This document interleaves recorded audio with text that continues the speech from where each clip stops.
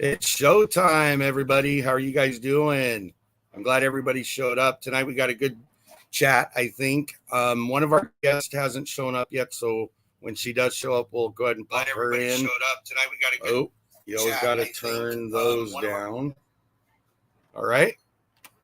I just want to say hi to everybody. I want to thank my mods that are in the room tonight. We got Simply Jan Homestead, we have Mouse Toes, and we have Grace and Fire. I do appreciate all of them. Give them some love, please, because they're helping us out a lot.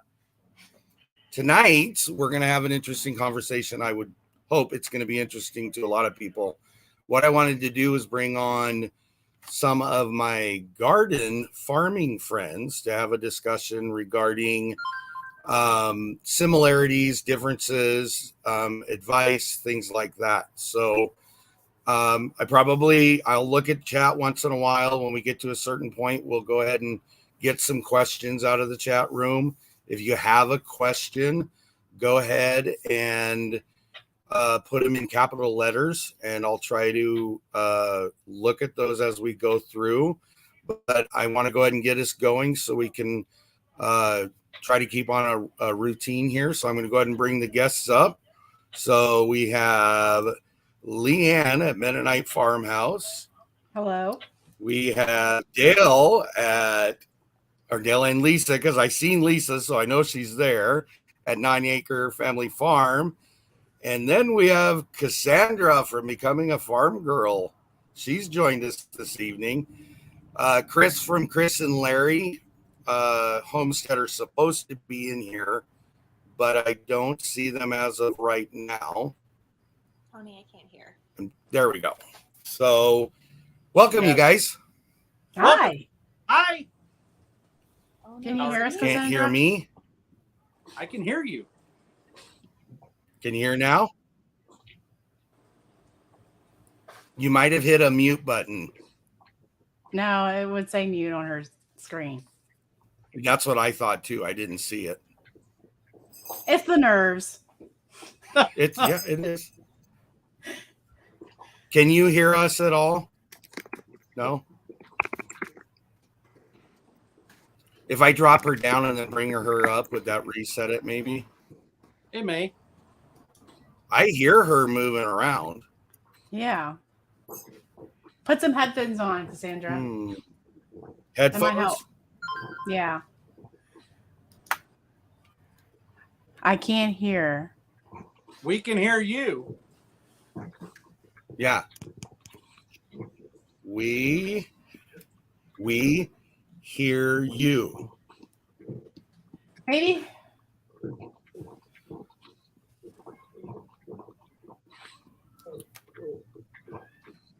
And then our other guest is here, so I'm going to go ahead and bring her up so she can join the fun. And there's Chris from Chris and Larry Homestead. Hello. You're not late. You're just Fashionably late. I run on homeschool time. I know. Okay, so park days are homeschool time. Getting in from outside. Cassandra, can you hear me yet? Cassandra left. She can't hear us. No, she's having hearing problems.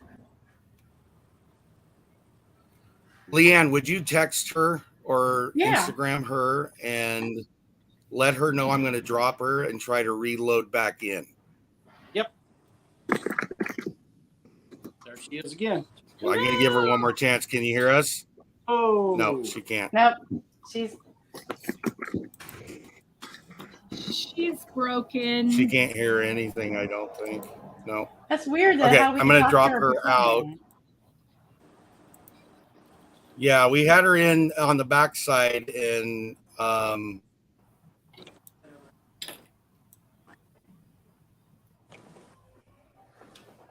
trying to get you out of that. Okay, let's see what happens. I don't know. All right, we don't need how to get her out. Anyway, sorry. I'm going to move on. We'll let her try to figure her thing out. So, welcome, obviously. Thank you for being here. And I was trying to tell everybody, basically, I wanted to have a conversation about gardening and farming, the differences, similarities. Why are we a little different? Because here is the truth of this conversation. each one of the people in the panel, including Cassandra, when and if she comes back, we all have a different way of growing. We don't grow the same way, whether it is farming or whether it is gardening. We have different layouts. And my basic question, just as a premise, is how do we all grow and do the things we do with non-alike situations? And so I think it would be nice for people to get an understanding of what the variances are and how we all adapt to it. So that's what I'm working on, and I'm going to move forward with that. So I'm going to ask each of you, and when Cassandra comes back in, I'll catch her up real quick. Leanne. Yes. What is one of the complications that you have with the way your growing space is laid out currently? Well, there's one word, deer. We only have a 3-foot fence. If I can get my feet over it, those deer can, easily jump in. But I don't understand how they haven't touched the garden, but they've pulverized my strawberries, which is right beside it. So we know they're there, but they haven't gone to the buffet. Yep. Got it. So, Dale, what about you? Same question. So, at the start of our season, I would say it was rain. We have had an extremely muddy season. We have late gardens. We got really late to the party, so we're really getting started. We have some predator problem as long as rabbits. Squash bugs are starting to show up already on us. Stink bugs are starting to show up. And we're trying to do it organically, not get out all the pesticides and everything. So we're struggling a little bit there, but all in all, we are doing real well. Our biggest problem is everything else is inflated in price that you need for the garden. So we're a little struggle-wise that way, but doing well. Right. Good.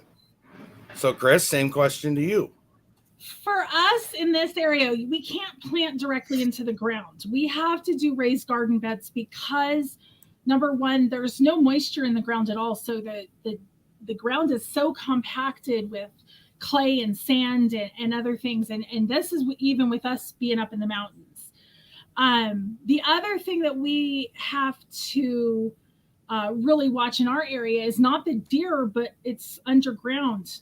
It's all the gophers. We have an overabundance of little rodents running around. So even in my raised line beds, I still have gophers coming in. So they found a way into my lettuce and spinach beds. Right. So, and then water is the big problem. You guys have water in a different way. Ours is water. It's so dry. So this morning we were at 30% humidity. I am at 4% humidity right now.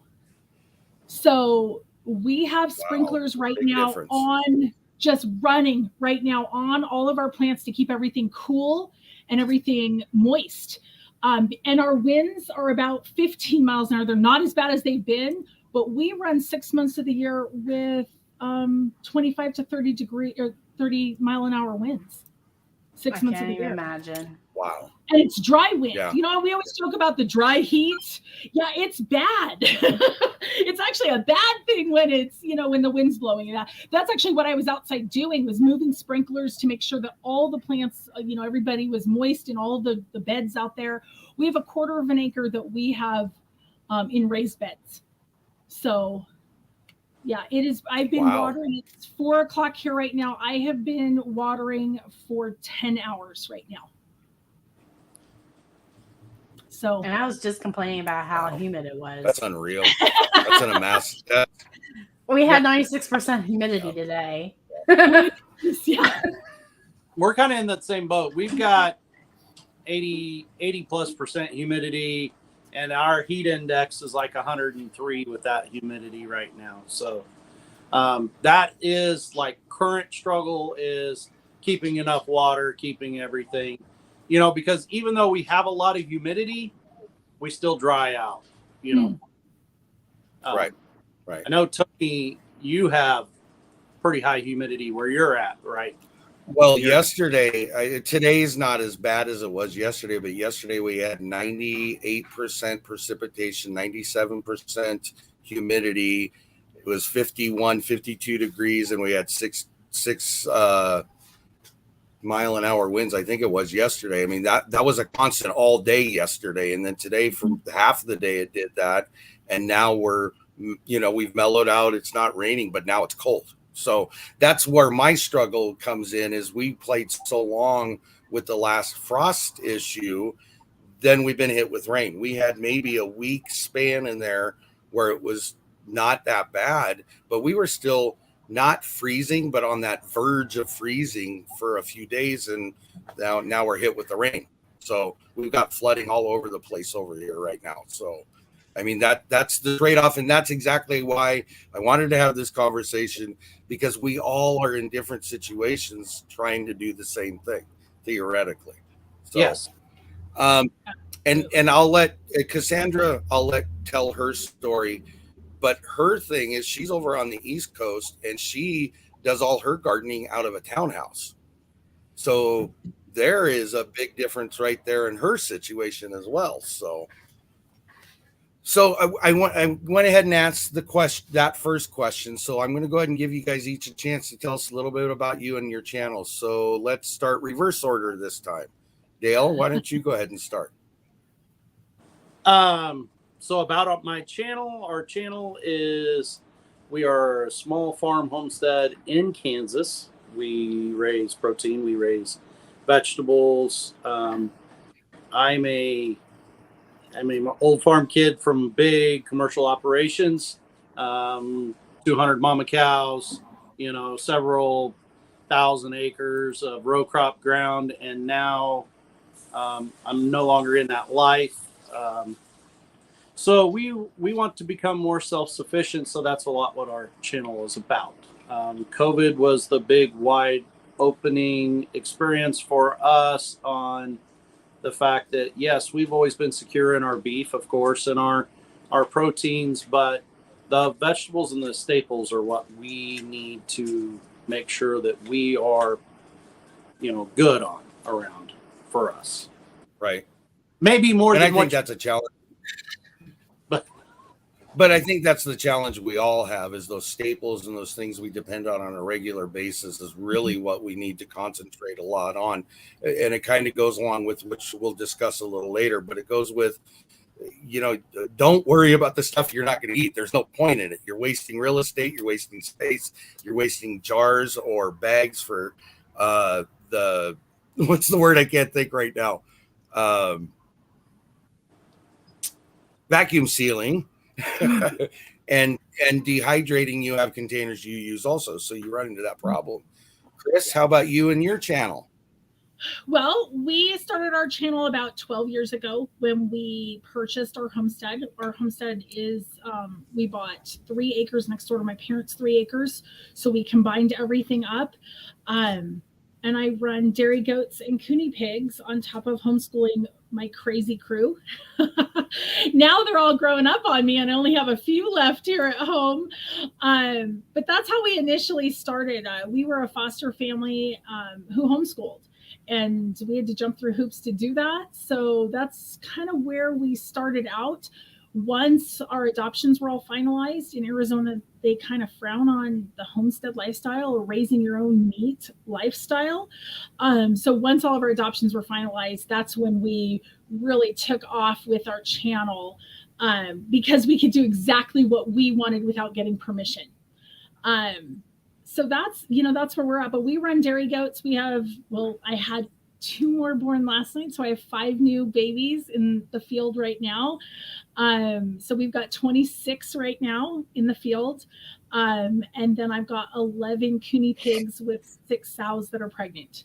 So we're just waiting for those guys to all have their babies. Wow. So we can start our fall processing, our fall, raising for everyone, and then go from there.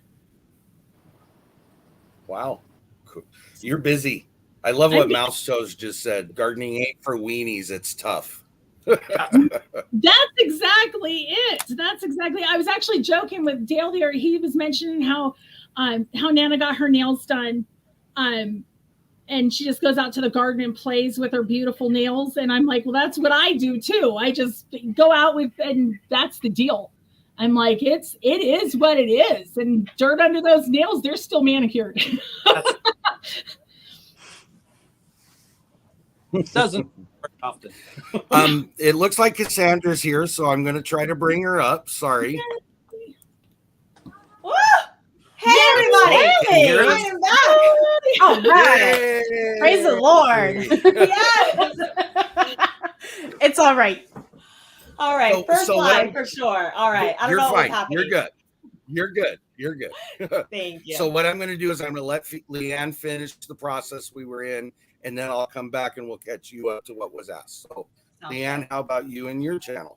Well, my channel is based on cooking and baking from scratch, canning from the garden, or other resources, and dehydrating what's from my garden and anything else that goes around the kitchen island. And I've recently started doing videos on my garden. So, and maybe we'll venture to the farmer's fields one of these days and show you what a combine ride looks like, or how the wheat gets harvested. So that's basically who I'm about in like less than a minute. She's in, out, and bam. All righty. My husband's fewer words than me.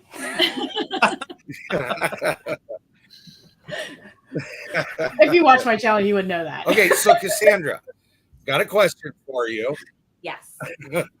I got a question for you, and then we'll go into you and your channel. Sounds good. What is one complication you have with the way your growing space is laid out? I already know, but please let the rest of the people know about it.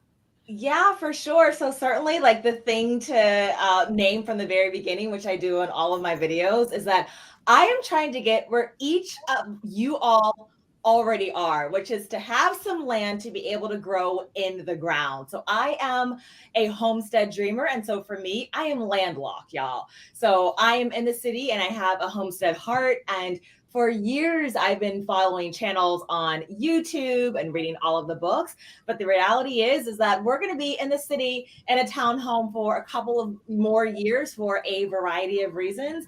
And so for me, it's gathering all of this head knowledge on how to grow with the application of, wow, like the best spot in my, the lot that we have to grow is on a deck. And so after trial and error and thinking I was some other type of grower, I am now fully embracing the fact that I'm a vertical gardener. And there's a lot that I've been able to grow in these past couple of years after realizing that, and really just maximizing, the space that I have, as Jess says, from Roots and Refuge, turning my waiting room into a classroom. And that's exactly what I'm doing as a grower. And y'all, I cannot just speak enough to the fact that there's a lot that you can do even if you don't have a lot of land. So yeah, that's my obstacle in a nutshell, but it can be overcome for sure. I agree. Absolutely, Yes, Dale. yes. And I think that's what, my whole point in trying to get this out was that from different perspectives, because I'm different actually than the other three. I don't own any land. I am renting. I'm on a 1/2 acre lot and I'm disabled. So everything I do is on a raised bed that I can walk around. I have 4 huge 4x8 things set up so that I can grow that way, because I can't stay bent over in the ground digging for hours upon hours at a time. I wish I could, because I love it. I actually do like the gardening part of it. I just can't physically do it. So the whole thing in this was to try to bring different perspectives and different approaches. Sorry. So the next thing I'll go on to you, Cassandra, is in what you just said, is there anything you left out about you and your channel? Well, as my name implies, I am I see myself as someone who is becoming a farm girl. So certainly there is not perfection. If you hop on over to my channel, it is about someone who has that homestead heart that is teaching herself how to learn homestead skills when you're limited with land and space. And so the two primary focuses of my channel are on food preservation. One of the things that I realized a couple of years ago as I fell in love just with this lifestyle and understanding the importance of the agricultural roots that really all of us have that we've just been disconnected to in the past couple of years is that I didn't see, and now there are others which I'm so super excited about, but I didn't see myself in terms of someone who is juggling a professional career outside of her home, who's in a city. But if you look at my YouTube subscriptions, it is all homesteading channels. So how do you reconcile wanting this stream with the reality of the situation that you're in? So that's what I'm showing people over on my channel. And it's not only like for canning, for example. Oh, I never saw myself being a canner, but it makes sense. It is not outdated. It saves money. Oh my goodness, canning is amazing. And the crazy thing is that it's only skipped one generation in my family. But it's a legacy that was lost. And now I just really want to encourage others that don't perhaps see themselves in that profile of a canner or someone that wants to start growing their own food. You absolutely can.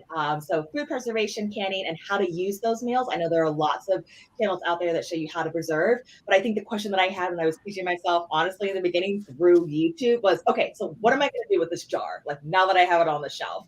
So a lot of my videos cover that. And then also gardening, it's how to do it in a small space and how, yes, it is worth your time. You have very limited land, or for me, like I said, my primary growing space is a deck. Right. The one thing I would like to throw out there, if anybody's not been to Cassandra's channel, you're missing out, and I'll tell you why. This lady takes a video. You want to see a professional done video, you go look at her channel, because she not only does what all of us do, but she crams it in the short amount of time. And like with the canning video, she'll give you 3 or 4 different ways to use that product, as well as where does it come from? How did I put it together? The first time I seen her, I was like, why is this woman not at 100,000? Because that's exactly what I thought. The quality of it, the information, you're not going to lose out if you go to her channel. That's all I got to say. And all of us are that way. I'm just saying, speaking from a channel that was not, I had to look for it. And actually, Leanne, she's the one that sent me your way. But I was just astonished that, why is this channel not going more subs? It was interesting. But I love your content, love all of that. Chris and Larry's channel, I love it because they interact with the kids the way they do. It's not just the agriculture, like you said, part of it. There's more to it. Dale, I love his because his is a family trying to make a farm work. I mean, and that to me is just, it's to do. I don't care who you are. And then Leanne, I mean, she's just got 20,000 things going on and she still functions out really well. So on that note, what is each of yours growing zone? And we'll start with Chris this time. Oh, they say we're 7B, but they lie. Okay. Because our frosting, I've always been told is May 1st, and we don't plant till June 1st here because we always have snow in that last week of May, and we did. So we had 3 days of spring this year, and we went from 28-degree nights to 100-degree days 4 days later. So yeah. So no, they lie. I'm not 7B, but that's what they say. So I don't plant that way. I plant with the last 30 years. I just know what's coming. So yeah. I get it. Leanne, how about you? I'm in 4A, which means I can plant my tender crops after May 15th, but we know better. We don't plan till Memorial Day, even though this year was the exact opposite. We actually started 2 weeks earlier. Oh. So we took a chance, and it's paying off. Like, I have tomatoes that are blooming, which never happens. That's good. Howard's like, oh, we might have tomatoes by the 4th of July.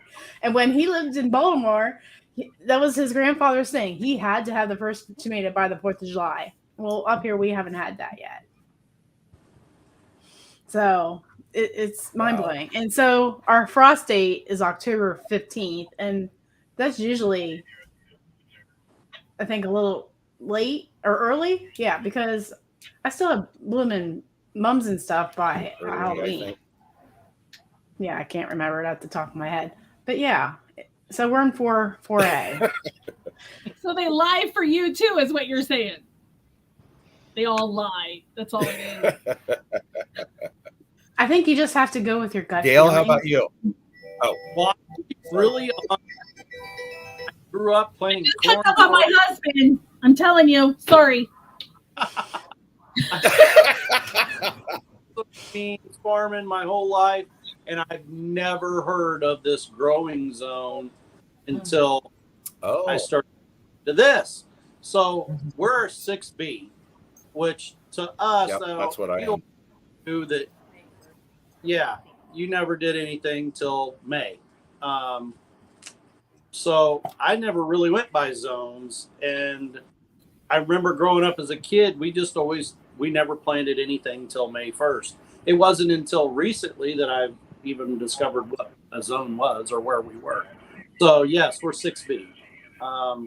We're a lot like Leanne and Chris in the fact that our youngest son's birthday is like that very first week in May, and it snows on his birthday as before. So we know better. You know, you don't run out there and start planting everything right away, even though first is supposed to be when you plant. But that's where we're at. And I find that intriguing, and I'll tell you why, because I'm exactly the same as you are. I am 6B as well. But I'm here to tell you, and you know from our conversations and what I just said, your climate is way different than mine. The rain I get and the lack you have are two total different things. And so I'm just throwing this out from a personal thing, and based on what the other two have said, and we haven't got to Cassandra yet, I think you need to pay attention to your weather. That's what you need to do. You can be in a zone and you can follow rules and guidelines. One time you'll hear me say you don't necessarily follow all the guidelines, but you need to also watch your weather, because your growing your weather and your zone play together in how you get a productive crop, from my knowledge and understanding. You know, Cassandra? Go ahead. Oh no, Dale, what were you going to add something? I was going to add, you know, that's kind of along that lines of that, you know, we're supposed to be done planting. Everything's supposed to be done. We're the opposite. Like, we're going full force, even though we should be done by now. And, oh no, here comes the heat of summer, because we've got to grow. You know, that's our main goal here. And if we have to water or irrigate along the way, we got to do it, you know. The weeds and the grass don't quit growing in August all of a sudden because it's summer, you know. In fact, if you watch nature around us, I have giant ragweed 7 foot tall growing around my place, and it will not mature till the end of August, you know. So what's that telling you? It started later in the year also, and now we're just now starting to get other natural crops growing, you know, natural weeds growing. So the whole follow the planting schedule is a hard thing for me to do growing up like I have, you know. I get it. Yeah. Cassandra? I feel as if Chris and Dale, your comments set me free. So Chris, as soon as you started off with, they say I'm 7B. Yeah, I'm supposed to be 7A here in like the center of Maryland. And Dale, you were like, I had never even like heard of these things. I just kind of like, I'm looking at the weather and I just kind of know. Like, thank y'all for that, seriously, because I am someone who's coming from much more of a clinical, what the book says, zone and everything else. But these past kind of 5 years that I've been planting, this year, like things were off. And I started so many more things from seed.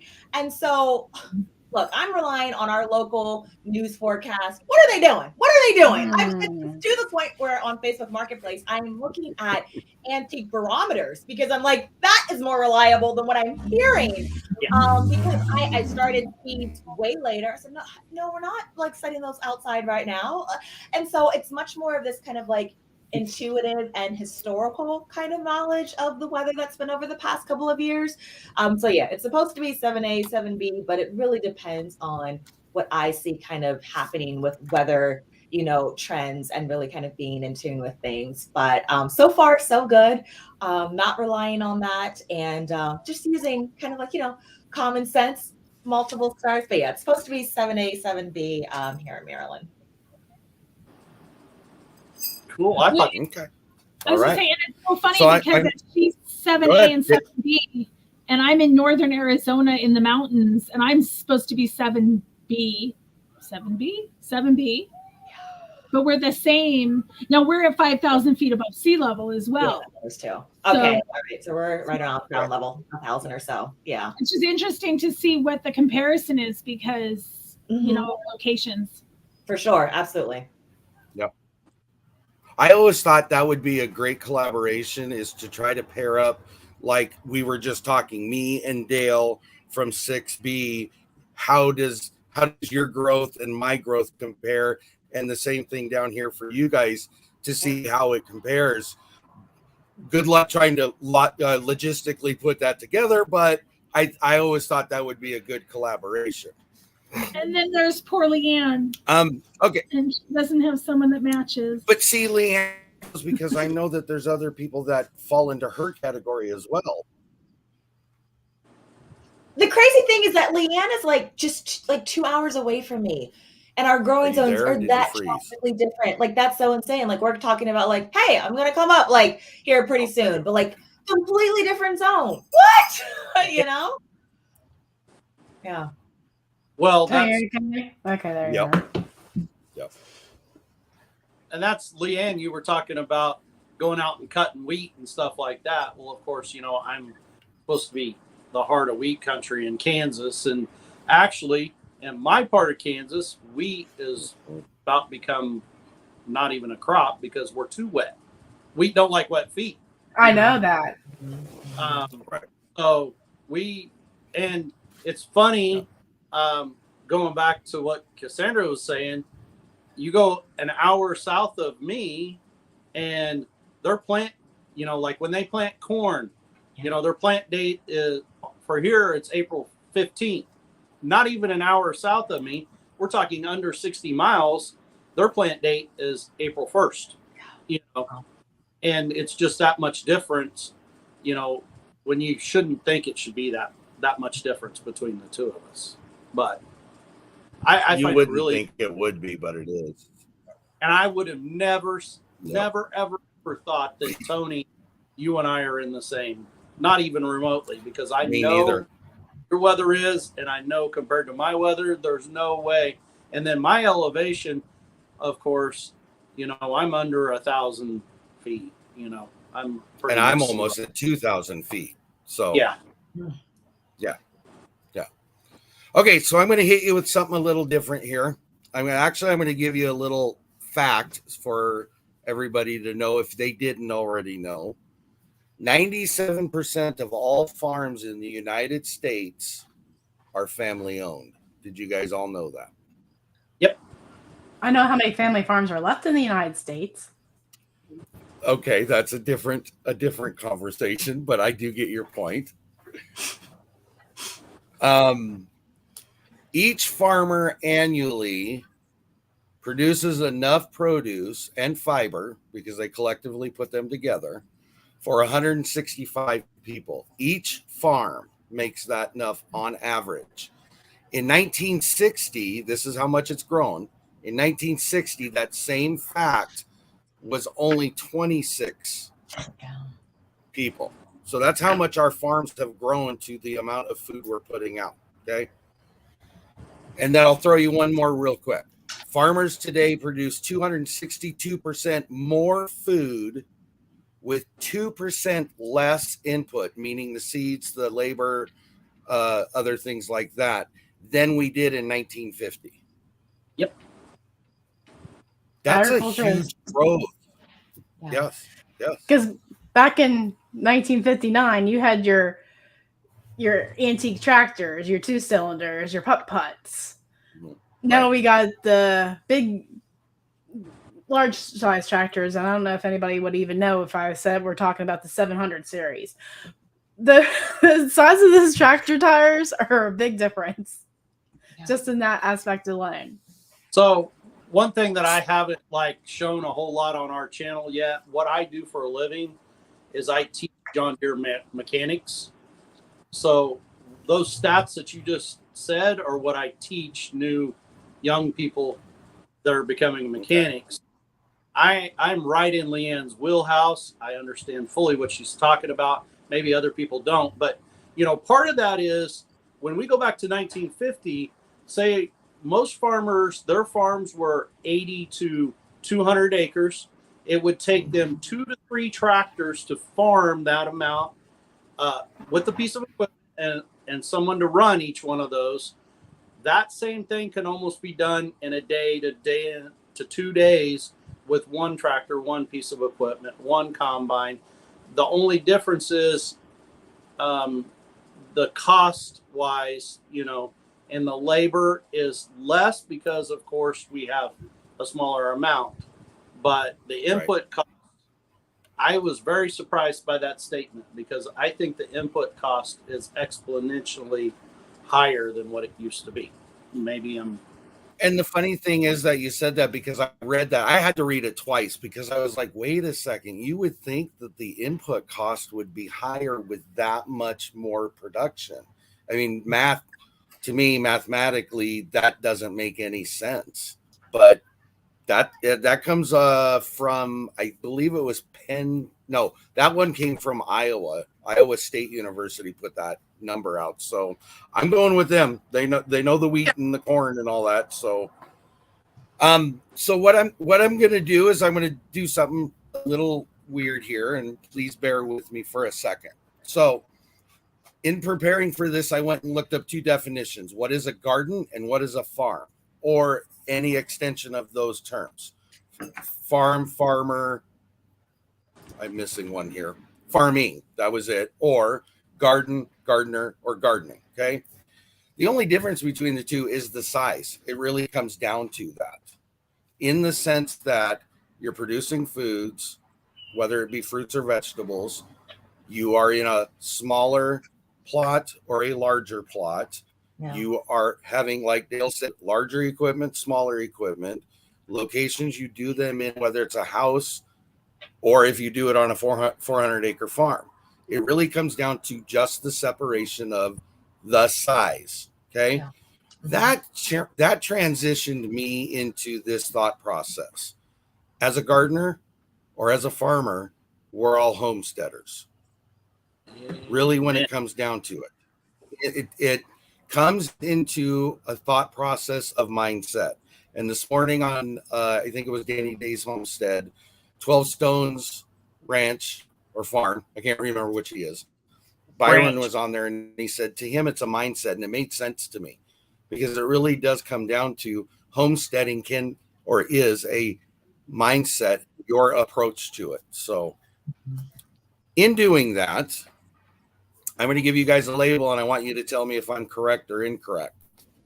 I would say that Cassandra's probably a gardener. Chris and Larry, I would say you're a gardener and a farmer. Yes. Meaning that I know you garden, but you also have a farm on the other side.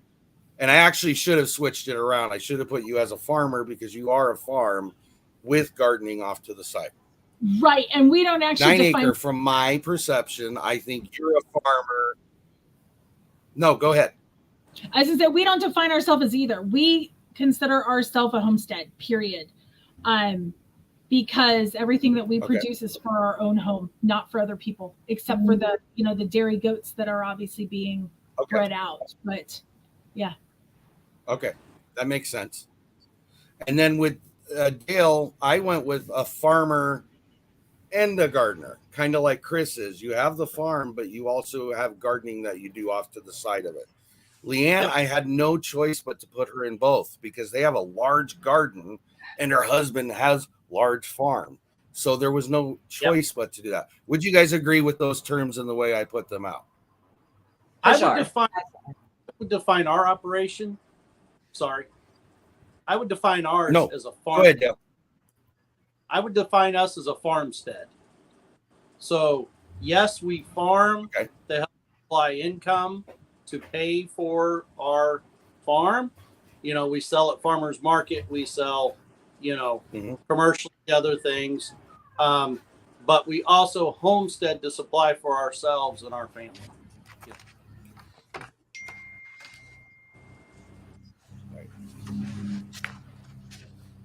Absolutely. So I would say that the gardening title for sure fits me, just being limited on land. But to your point that you were talking about earlier in terms of how we're able to produce so much more now. So between a combination of hydroponics and then this year, I've really focused in on hybrid crops, the intensity and rate of production that I'm able to experience as a small space gardener is truly phenomenal. I mean, it is making huge dents in our grocery budget. And, you know, I think, and I appreciate this, and I've gotten this not only from you all, but other commenters on that are on my channel that have acknowledged that there's this homestead mindset. I appreciate that. And that's kind of where I'm trying to train myself. I just did this video where I talked about, yeah, I bought chicken feet. And there are a couple of people like, no way, Cassandra, I would never do that. Because, oh my goodness, these chicken prices are just fluctuating. I can't have them because of this HOA. I have quail eggs in the incubator. But like, that's the mindset that a homesteader would have right now, right? Like, I'm going to buy the chicken feet, right? Because I know that I can make my bouillon and my stock out of them. And so like, that makes sense for me. And so it was interesting, some of the comments that I was getting that were affirming from other folks, but then like, no, I would never do that. And I'm like, no, like this is a part of like that mentality that you were talking about. So for sure, absolutely, definitely a gardener with that. And you know, those people, they're going to find themselves hungry. Yep. I was like, are you kidding me, people? And yes, you should be freezing your chicken eggs, you know, or preserving them in cans. Come on now, come on. If you notice, I was really distracted, you know, when Cassandra come in, I've been pickling our excess eggs right now. Yes. And I did a no that Leanne can like really scold me about. Oh no. Make sure my jars were temperature, you know, the same. And one of them went pop inside of my water bath. So Lisa had to run to the rescue. And I'm like, oh no, what did I do? And I say, go, Lisa, go. Sorry about that. I had to take care of something real quick. So I'm going to ask each of you a question. It'll be a different question, but I'm hoping you can answer and don't find it on the spot because I think you probably have kind of an idea about the questions. Let's go with Cassandra. Can you list some complementing plants for new gardeners? I'm assuming you know what I mean by that. Yeah, like companion planting. Companion plants. Sorry, that was the term. Sorry. Good job. Yeah. So you know what? It's been very interesting for me this year because that's something as a small space grower that I should have started on earlier for sure. So combining things that you know need pollinators like your squash and your tomatoes and your peppers with flowers of almost any variety is so important. And before I thought that I had to be all about production and I didn't have time for flowers. I didn't have time for the pretty things, right? But they're so important when you think about like, no, like these items need pollinators. Like you want the bees, like you want the insects, the healthy ones, like to your garden. And so definitely like combining, you know, your squash, tomatoes, peppers with flowers, completely important. Things like tomatoes and your basil is super awesome. Again, it just helps with like, there's some crops that are going to take a lot of like nitrogen out of your soil, some crops that are going to like, that need that. And so even for me, I've done things where like, yeah, I have a pocket of like beans that are next to the squash, because like squash, oh my goodness, they are heavy feeders. And you kind of know this. Again, it's been a couple of years for me now, like noticing like how the coloring of the leaves versus, like what beans are able to produce and like their roots and systems and stuff. And so it's hard to get it. No, I'm not going to say it's hard to get it wrong. You really want to look at like the depth of the roots of things that you're growing. And if they're shallower roots, you want to plant something that has like more of like the longer like growing roots with it. So that's the way I kind of think about it in terms of stuffing things into multiple pockets. But I do wish as a beginner advanced gardener that's something that I would have looked into a whole lot earlier. Fertilizer is expensive. We all know that. I definitely like to make my own out of the scraps from almost anything. But another part around that maybe isn't brought to the forefront as much is that companion planting, because it's keeping that biodiversity of your soil healthy. It's adding nutrients, which other things are taking away. And it also helps me to know, since I am growing in green stalks, like, okay, if I just did like I just did a lot of like beans, greens for like the spring season, that like, yeah, I'm going to add a little bit of like fertilizer to it, but I don't need to add too much because they're not taking nutrients out of my soil. So now I can add all of my intensive summer crops like to that same plot of soil. And I know that they're going to be okay versus, yeah, I need to add extra amendments like compost and manure to like my summer green stalks. So that's my answer from a tiny little gardener, but certainly they are very important in terms of the health of not only the plants that you're growing, pest pressure, growing healthy crops, and then pollination as well. Okay, thank you. Rosemary. Oh my goodness, yes. I was downstairs originally just mud and mascara. Mother Mascara Homestead, I love that name. I wanted to show you. I just stuffed everything together. Nothing is growing alone. No way. We don't have time for that around here. So for That's sure. hilarious. Okay, Chris, I keep wanting to call you guys by your channels instead of your name. Sorry. In being in the air condition, my channel should be named Chris and the Kids with Larry when he wants to eat. I love that. That's funny. Jesse made a comment this morning about it. He said it should be Chris's homestead because I never see Larry. I thought it was funny. He comes home from work and eats. I mean, that's all he does. Hey, same here. I get it. You know. Wasn't the one video? Your question is. No, go ahead, Leanne, please. No, I'm just saying. Remember my shoe fly pie video? How he came home at 11:30 at night and he was done eating it before I even got the camera rolling. I'm like, what are you doing? Yeah. Anyway, back to Chris. Yep. Living in the arid condition, do you have any recommendations for gardeners as to how to grow fruits and vegetables in that type of climate? Yeah, after we get everything planted down, for both weed control and for moisture control, we line all of our plant beds that have plants like tomatoes or eggplant, some of those, or squashes. We line all of that with either pine shavings or with straw to keep all that moisture down. So when it is watering, we're not losing all of that into the air. Because I mean, literally, when the wind's blowing, you can see the ground just evaporating as fast as the sprinklers are bringing water in. Our goal for this next season is actually to put water system in. So we have a drip system for each of our plants, but I rotate my beds. And that's another thing, playing off of Cassandra's there, where she plants groupings. We actually just rotate our different beds every year. So tomatoes are never going to be in the same bed for 4 or 5 years, so that the nutrient stays in. But that's one thing that we have to do. So I've actually got a truck full of pine shavings coming this week to line all of my beds. Now that all my plants are in and ready and starting to grow. That way it keeps all those weeds down too. I can grow weeds really good. if I'm not careful. My goats are thankful. That's hilarious. And it's not the good kind. It's weeds with an S. This is something my husband has taught me. Weeds are green manure. Yes. That's awesome. That is. And that's All right, Dale, your turn. Oh, go ahead. I made a comment in one of my videos, my current series, about we might not be very good at raising vegetables, but we're really good at raising weeds and kids. Yes. Our kids are awesome, and we're really with you, Dale. I'm with you. Okay, Dale, do you have any advice in soil amendment?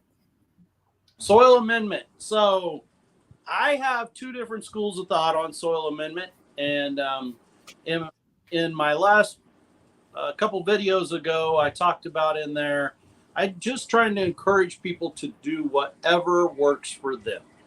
So Cassandra talked about, that fertilizer costs a lot of money. I agree.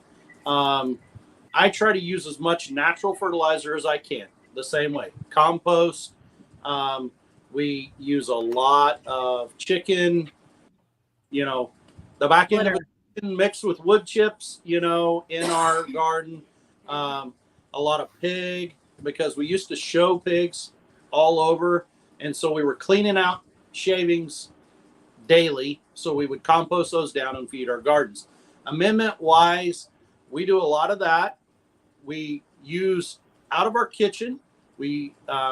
Chris and I were just talking just about that we use our fresh eggs when we plant tomatoes in the hole.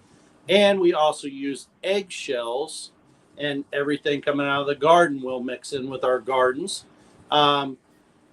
We use fish fertilizer. Just kind of started the fish fertilizer thing to get a quick, if we need a nitrogen fix to help that out. And our soil and our everything here needs a lot of lime. We are pretty acidic, so we always use lime. I think it's really overlooked how much benefit it will help out your crops. That kind of comes from my background as being a farm kid. We limed nitrogen, phosphate, potash, all those. And a lot of people overlook, if they have a wood stove, the benefits that ash coming out of your wood stove, mixing in your garden over the winter, what it will do for your garden, in the springtime to help out those crops. We do a lot of cleanup here. The 9 was pretty brushy, pretty nasty with a lot of brambles when we started. So we started, clearing that off and burning what we had to, and couldn't utilize, but yet we utilized those ashes in the big garden and in our raised beds both. So that's kind of. Can I add to Dale's tips? Good. My husband has taken scraps of drywall and put it in the garden because it's lime. So now you're going to all rush to your construction sites and ask for scraps of drywall. Oh. There you go. The paper will compost. That was genius. Yeah. The paper compost, and then it has lime in it. So it will break down, you work it up. Oh, that's a smart idea. See if I can get my husband on YouTube. Yeah. Yeah. Lisa's full of good stuff, but I just can't get her on here. I get it. He says people should figure this out on their own.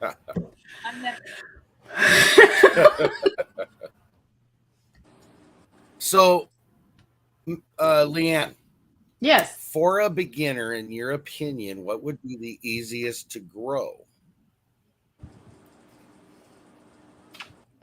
And you already prepped me for this, and I shouldn't have an answer. Swiss chard. Oh. It's prolific. Oh, you had to go there, didn't you? No, just kidding. What? The fact that I'm talking about Swiss chard and how I'm supposed to be canning it right now, Cassandra, you got to come over tomorrow. Yeah, Except I have a live in the middle of the afternoon. The Swiss chard is prolific. It's one of those vegetables that they had over 100 years ago. And in some parts of the country, it will grow all year round if you let it. You know? But there's green beans. That makes sense. Green beans will produce more per square inch than any other vegetable in your garden. So that's another one that you need in your garden. Potatoes, you need good loose soil, lots of lime, and they need 2 inches of water every week. And anybody can grow potatoes if they have grow bags like Cassandra. Or, 32 square foot garden, like 3,200 square foot garden like I do. Mm-hmm. And good drainage. Because my garden's on a slope. I don't know if anybody noticed that in my video. It's downhill.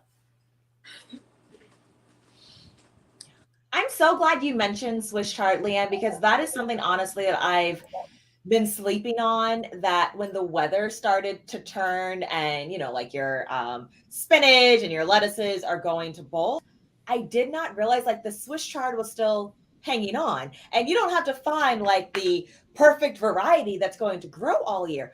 No, if you're a beginner gardener, you can grow that from spring to summer to fall. If you harvest like the outer leaves, it's going to keep growing back. It sprouts within, like I have some in my pots right now, 5 to 7 days. When I was missing my greens, like I'm like, oh my goodness, like I'm paring down the simplicity of what I'm growing so that I just always have something. And you're right, everything you named, I'm doing lots of green beans. I am doing my Swiss chard, and it's amazing. Oh my goodness. It's simple. And it's so, like you said, prolific. So cosign on the Swiss chard. That's an amazing crop for sure. And the one What about way you guys? And you guys, go ahead, Leanne. I was gonna say the one way to eat Swiss chard, if you can't swallow it by itself with garlic and butter, is Dazzle Island dressing. People don't like it? I eat it raw. Are you kidding me? Oh, stop it. Girl, you're gonna have to come over and show me how to cook it. Stop it. Look. Oh my goodness. The other day I just grabbed the leaf and stuffed it in my mouth. I love it, but for sure, I got some recipes. All right. I tried to like it. Dale, did you have something to add? For us, kind of the go-to crop, and Lisa and I had never had it before in our life till last year was the first time I raised it, is prism kale. We plant it, it goes crazy. Now I'm selling it at market to people. They call it Dale's kale. Oh, that's cute. They're first come there and get it. And that was prism kale, Prism correct? kale. Yep. It's P like Paul, correct? It's a hybrid. Small space growers. It's a hybrid. Yeah! I see you, Dale. Oh my gosh. And we harvest it. I harvest it weekly. I have for the last 3 weeks, Lisa. Yeah. I harvest everything but like the top 3 leaves. Yeah. Next week on Thursday, it's ready to harvest again. It just goes and goes and goes. It is kind of it kind of borderlines on a bitter spinach, I would call it. Okay. But we love it. Okay. Wonderful. I'm gonna look at the ideas rolling. You can ferment kale, y'all. So right. This is great. Thank you, Dale. And you can ferment the stalks of Swiss chard. Seriously, Leanne? You got me on the I just freeze dry everything and then take it out of the freezer and throw it into soup. Yeah. I'm a soup mama from December until February and every meal. Yep. Yes. I'm with you on that. I can do that. Kids. Well, there's nothing wrong with that. I don't know if you guys even catch any of my stuff, but I went to this greenhouse and this festival just south of us, homestead type festival. They have a high tunnel, a Gothic high tunnel. They raise chard, they raise kale, they raise all kinds of good lettuces and everything else in ground. They use their freeze dryer, the dehydrator, they powder it all, and then they put it in everything. We ate chocolate chip cookies with this veggie powder in it. Mhm. You didn't even know you were eating vegetables, Yeah.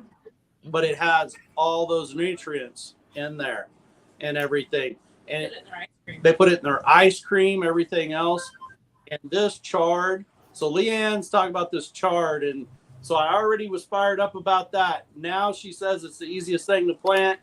Guess what old Dale's going to be planting pretty quick? Uh-oh. Chard. Yes. Apparently there's going to be Okay, a party so- at HOA.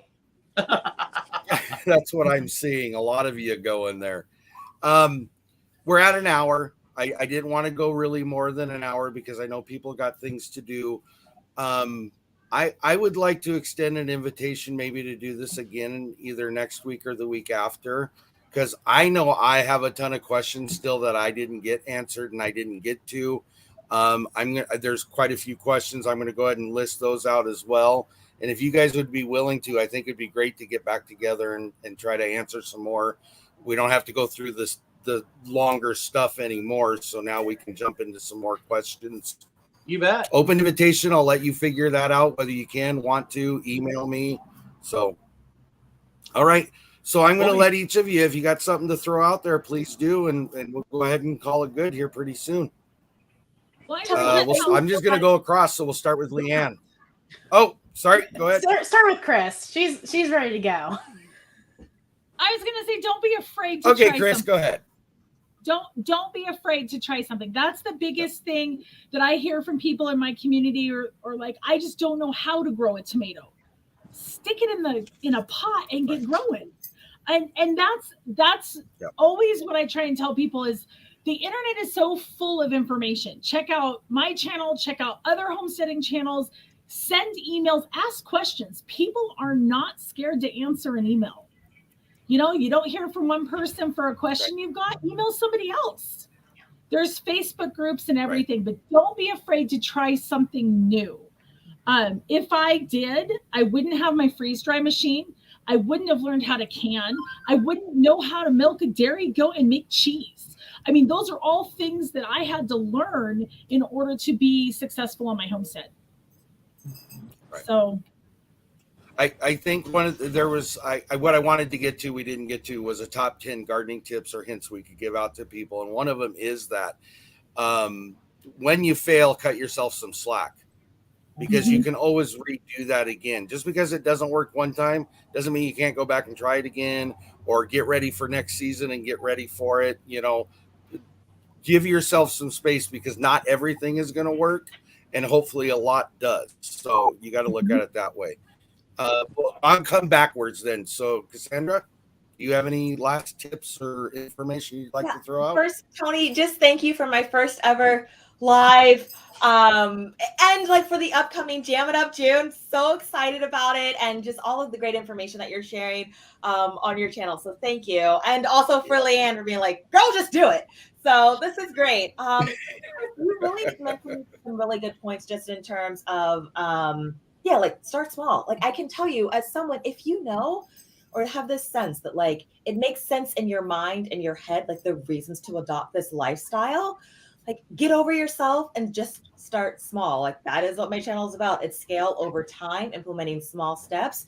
Like where I was 6 months ago was way different than where I was a year ago, 2 years ago from now. And then it just becomes second nature. And it's so super important. So education, important for sure. Like these channels here are going to help you out, and you can see like we're all coming from different gamuts of life. It is possible. Like Tony, I'm so glad you have such an eclectic group here, because when we sign off, we are going to very different realities, but we just had a common conversation around a topic that we all get. So education, yes, and then application. So, and it was such a pleasure meeting everyone else live here tonight. Dale, Lisa, Chris, Larry.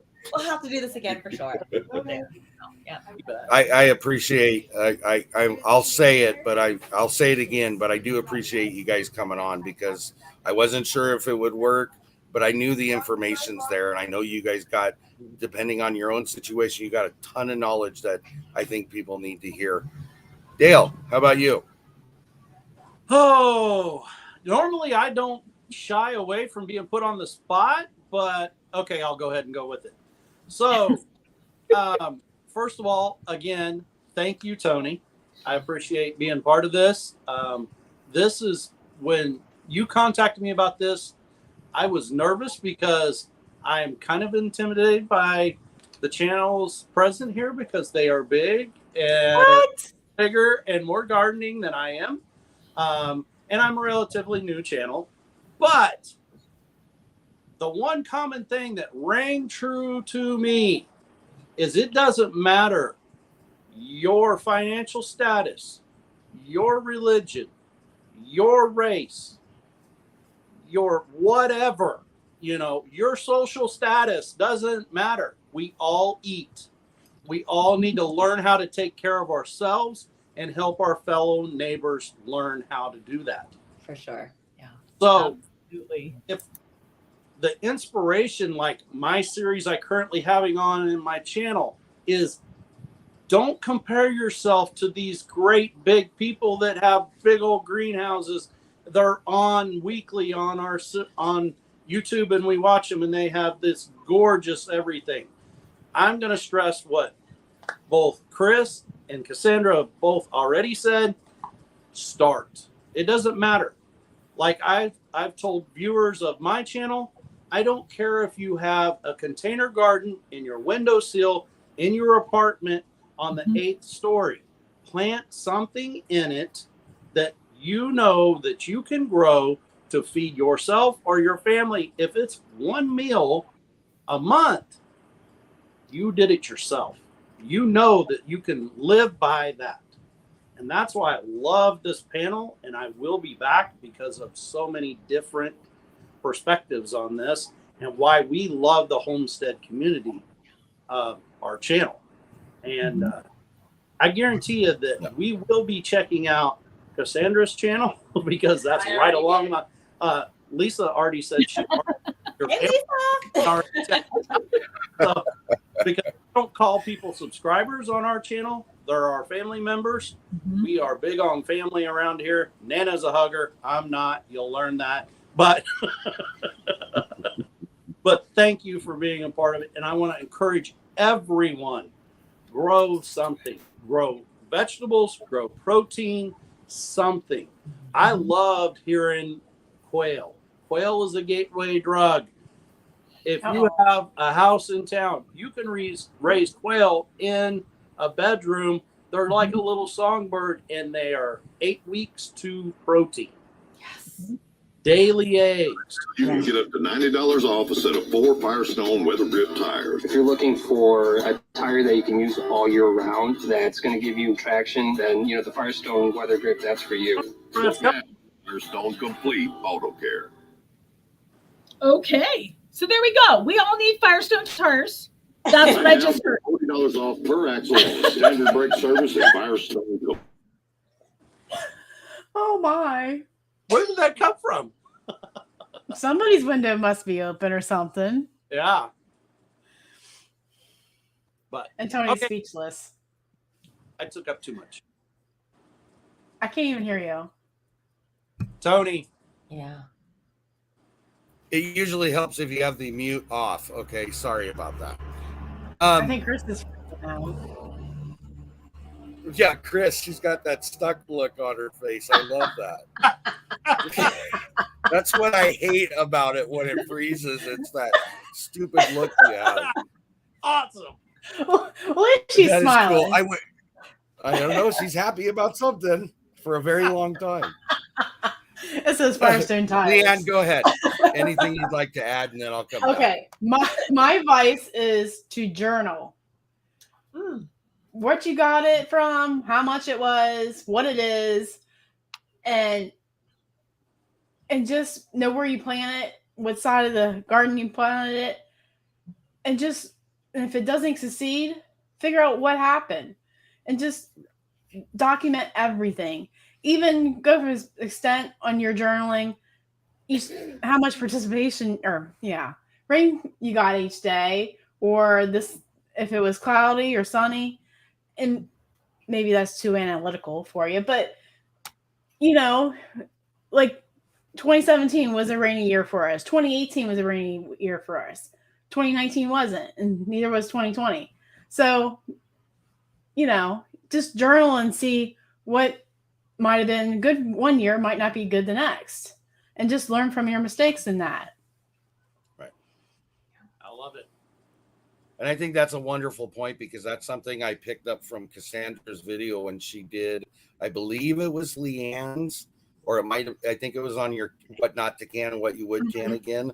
And I think you had talked about having the logbook of the things that you do as far as your canning and stuff.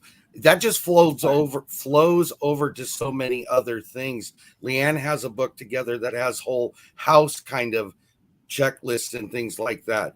It's something that regardless of what you're doing, it would benefit you in the long run to go back and look. Did it work? Did it not work? Did we like to eat it? Did we not like to eat it? Did it grow? Did it not grow? I don't care what it is. You could figure out something and it probably would be useful. So you're not going to remember everything you do. Yep. You are correct. 100%. I just want to put a couple plugs out real quick. Oh, Chris is wiping her window on me down here. There she is. Right here. That is got to be the epic froze look I have ever seen. I will tell you, not only did you freeze, I could hear you guys talking bad about me. And then my computer went shut down, and I'm like, where did I go? So now you're on my phone. So thanks, guys. Okay. So I hope that at least the smile I was giving all of you was great. It was awesome. Yes. It was wonderful. Basically, I want to jump in real quick before I go to what I was going to plug. I wanted to again thank Simply Jan Homestead. That's Jan. I want to thank Mouse Toes, and I want to thank Glenda at Grace and Fire for modding. You guys did an awesome job, and I appreciate it. I think everybody that came in, because I think this is beneficial, and from the comments, quite a few people learned some new stuff or got some information that was, something they could use. So I appreciate that. Tomorrow, which is Wednesday at 2 p.m. Eastern, we're on Black's Tropical Homestead for their canning series. And then also on Saturday, there's a few of us that are on Time to Grow's version of the same thing. So if you guys have questions, whatever, go ahead and head over there. We'll try to answer what we can. Oh, we have a visitor from across the pond show up this morning. Woo! Hey. Blue Self-Reliance is awake and saying hello, everybody. So again, thank you. I'll get back to you guys as far as what day works for you guys. And again, thank you. I appreciate it. And everybody, thanks for showing up, and you have a wonderful night. Thanks, Tony. Thanks, everyone. God bless y'all. Bye, you guys. You too.